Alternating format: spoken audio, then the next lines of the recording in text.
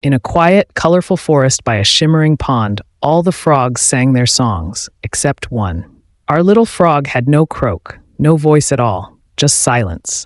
The others didn't understand, and though they meant no harm, their laughter made him feel alone. One day, he hopped deep into the woods and found something strange, a glowing paintbrush tucked inside an old, enchanted log. When he touched it, colors danced in the air. He painted a flower, and to his wonder, it bloomed right before his eyes.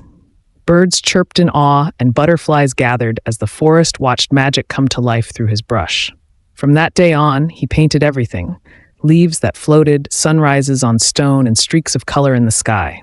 Creatures from all around came to see his art, but one skeptical crow cast doubt, and the frog, unsure, stopped painting. Then came a storm. Rain soaked the forest and washed away his tools. Alone in the downpour, he waited beneath a leaf, watching the lightning strike a puddle that shimmered like paint. He found his brush, still glowing, and climbed a hill. The storm began to clear, and with a single leap, he painted across the sky. A rainbow, brilliant, breathtaking, the first the world had ever seen, arched over the forest. The animals cheered. The crow looked on in awe, and a young turtle whispered, "Was that you?"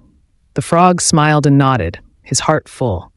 From then on, the animals built him a painting place, bringing colors from flowers and fruits.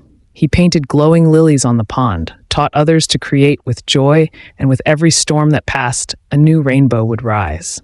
His voice, once silent, now lived in every hue that colored the sky, forever painting peace across the world.